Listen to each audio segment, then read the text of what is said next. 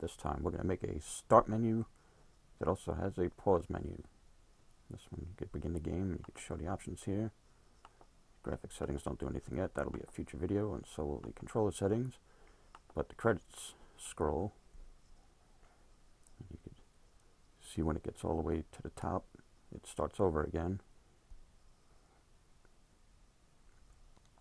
The speed is settable over here if you want it to go faster or slower. It's jittery like that because it's running with my screen capture software and it's slowing down my computer. Anyway, you can begin the game, and the game has begun. You can pause the game.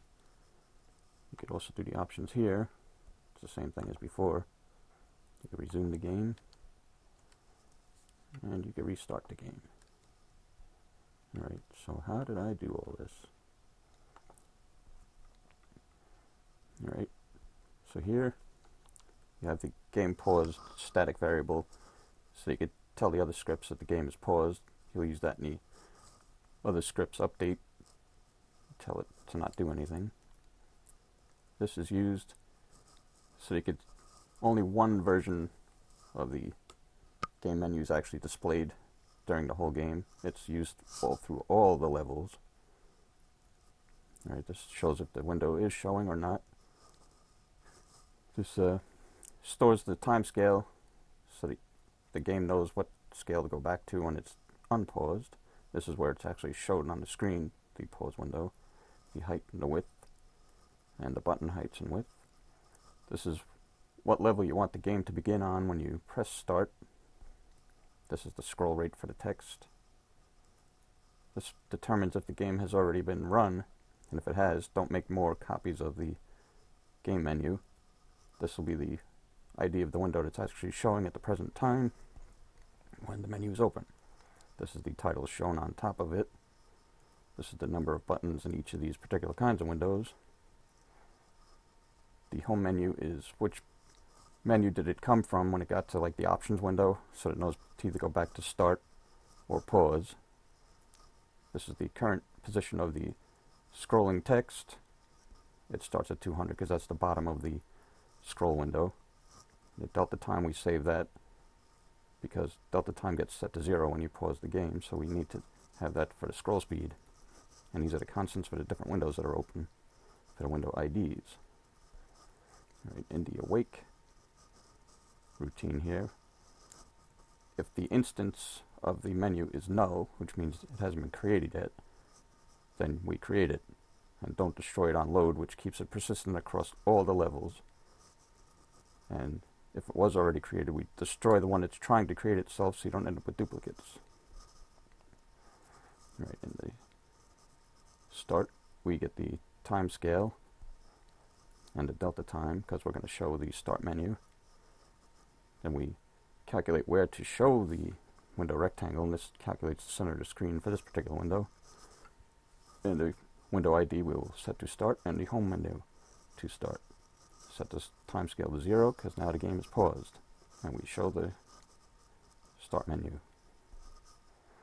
Right, an update when you're on a pause menu, or actually in the regular game, if you press the escape button, it'll pause the game. And if you press it again, it'll unpause the game. And do not forget to set this key in your project settings. Alright, so here we're going to actually make the pause window. And if we're not on the main pause window, then don't accept the escape key. Just don't show it. Alright, so if the window isn't showing, then we get the delta time, and then we show the window. Set the time scale to 0 and pause the game. And here's where the window actually gets displayed using that window ID, so it knows which window it's going to show, where to place it, and which routine to call, and what title to put on the window. Alright, so this is the routine that just got called from OnGUI, and it passed in that window ID we had. We set up the fonts how we want them, and then if it was the start ID we show the start window, pause window if it was the pause ID, the option window, and etc. Alright, so we show the start window. With that start ID, it would come down here, set the title to start, and it tells it how many buttons it was and calculates the positions for the buttons. And this is the label at the top where it says welcome. Okay, and then this is the begin game button. It sets the window ID to pause because the next time that the window will be displayed, it will be the pause window. And it sets the home menu to pause. Hides the window and starts the game. And it loads the beginning game level. Okay, button 2 would show the options window. And this button 3 would quit the game. Alright, so now when the game is running and you press pause, it would go to this pause menu. Set it to pause. The game is paused is the title. Then we get the resume button, which unpauses the game. This is the option button, which would show the options window, just like on the start menu. And here we have the restart button, which reloads the level that was just currently running and unpauses the game. And this quits the game. So here's the options window. Once again, doing all the math where to lay things out. The main window label for options. Okay, then the graphics button, the controller button, and the credits button. Sets the scroll Y back to the bottom of the window that it's going to be scrolling in, and shows the scroll window for credits. And this would go back, setting it back to the home menu. When you press main menu, it would go back there. Alright, here's the credits window. That's the title.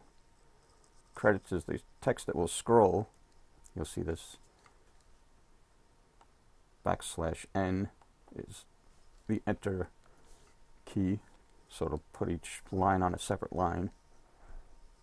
Once again, more math for where things are displayed.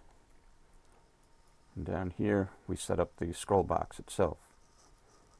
We turned the font bold off because it was set up here for the regular label titles and stuff.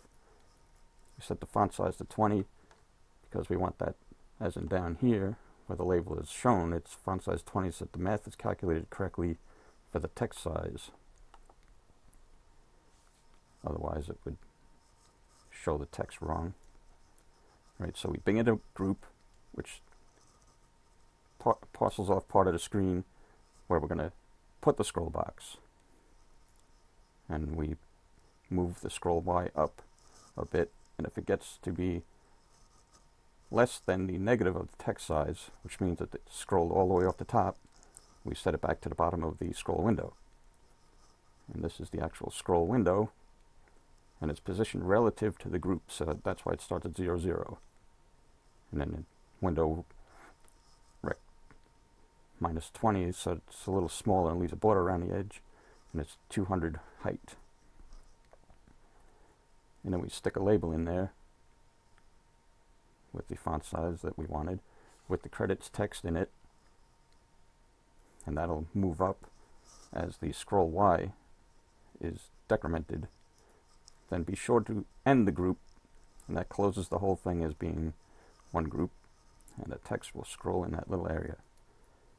And this is the button on the bottom that says back to options, and it goes back to the options window when you press it.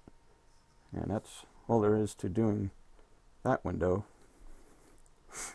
And as you see, you start the game up,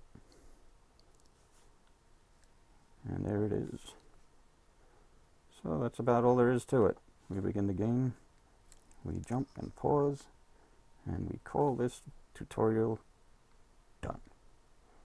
Thank you, and good night.